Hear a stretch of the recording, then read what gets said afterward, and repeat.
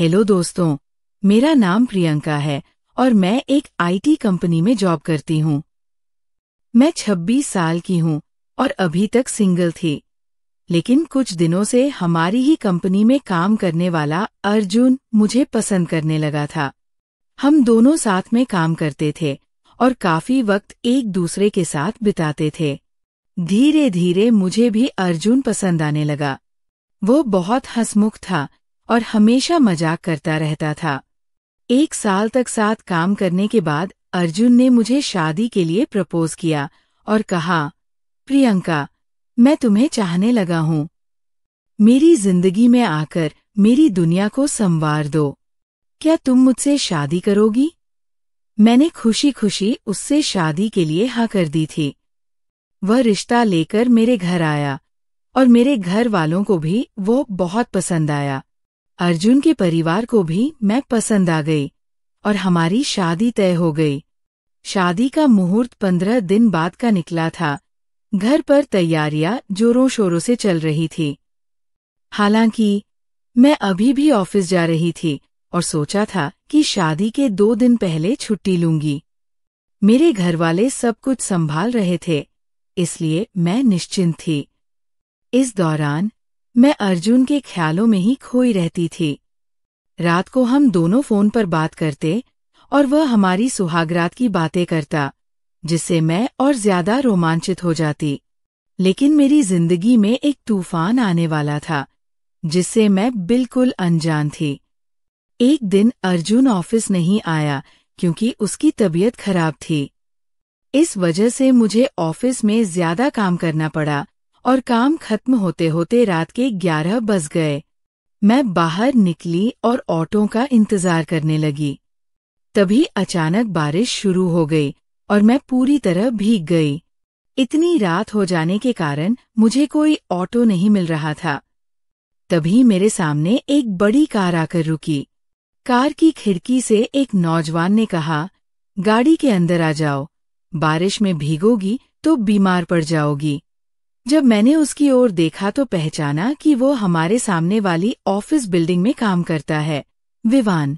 मैंने उसे पहले भी लिफ्ट में आते जाते देखा था। कई बार जब हम अकेले होते तो मुझे लगता कि वह मुझे चुपके से देखता है।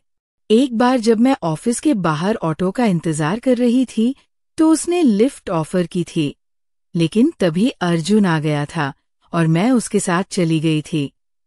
पर आज अर्जुन नहीं था और फिर से विवान ने मुझे लिफ्ट ऑफर की। पहले तो मैंने मना कर दिया, लेकिन उसने कहा, इतनी रात को तुम्हें कोई ऑटो नहीं मिलेगा, मौसम भी खराब है, प्लीज मेरे साथ चलो। मैंने थोड़ी देर सोचा और फिर उसकी मदद लेने का फैसला किया। मैं उसकी गाड़ी में बैठ गई।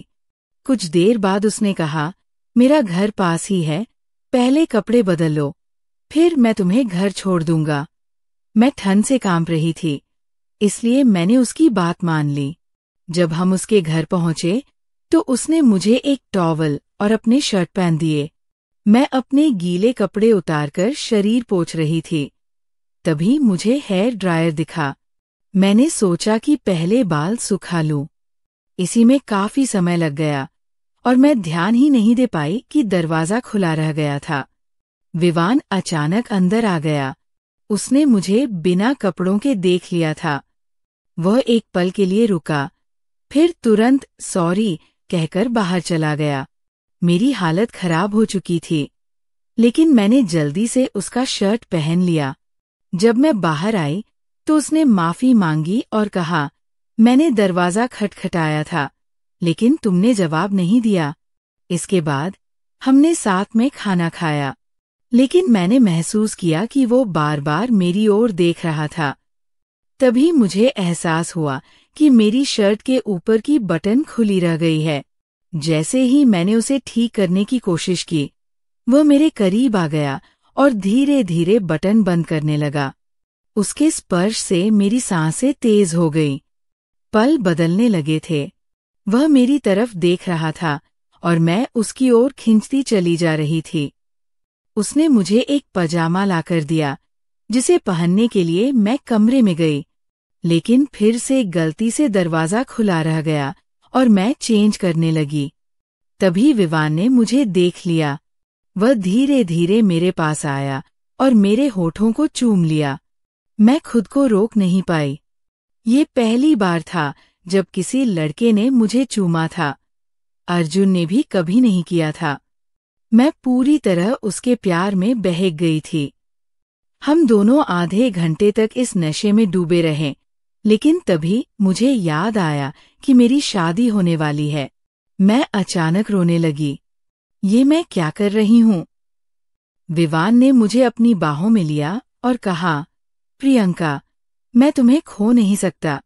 मैं जल्दी से अपने कपड़े पहनकर वहां से निकल गई, लेकिन मेरा दिल वही अटका हुआ था। रात को जब अर्जुन का फोन आया तो मुझे उससे बात करने का मन नहीं हुआ। मैंने झूठ बोल दिया कि मैं बहुत थकी हूँ और कल बात करूंगी। लेकिन फिर बिना सोचे समझे मैंने विवान को फोन कर दिया। उसने तुरंत फोन उठाया और कहा, मैं तुम्हारे बारे में ही सोच रहा था। एक फैसला जिसने सब कुछ बदल दिया। अगले दिन मैं फिर से विवान के घर चली गई। मुझे लगा कि मैं उसे देखना चाहती हूँ। हम दोनों ने साथ में लंच किया और फिर अचानक विवान ने मुझे अपनी बाहों में भर लिया। उसने कहा, तुम कह रही थी कि नहीं आऊंगी, लेकिन फिर आ गई। इसका मतलब तुम भी मुझे चाहती हो। मैं कुछ नहीं कह पाई। हम दोनों ने खुद को एक दूसरे में खो दिया। उस पल में हम दोनों के बीच कोई दूरी नहीं बची थी। मैं पूरी तरह से विवान की हो चुकी थी। अब मेरी शादी में सिर्फ 11 दिन बचे थे, लेकिन मैं अर्जुन के साथ शादी नहीं कर सकती थी। विवान मुझे अपने साथ मेरे घर ले गया और मेरे माता पिता से कहा, प्रियंका अब मेरी पत्नी है, हम अलग नहीं हो सकते। सब हैरान रह गए। मैंने भी खुद को देखा, मैं कैसे किसी अनजान इंसान के इतना करीब आ गई कि अपनी शादी तोड़ दी। लेकिन शायद यही सच्ची मोहब्बत थी।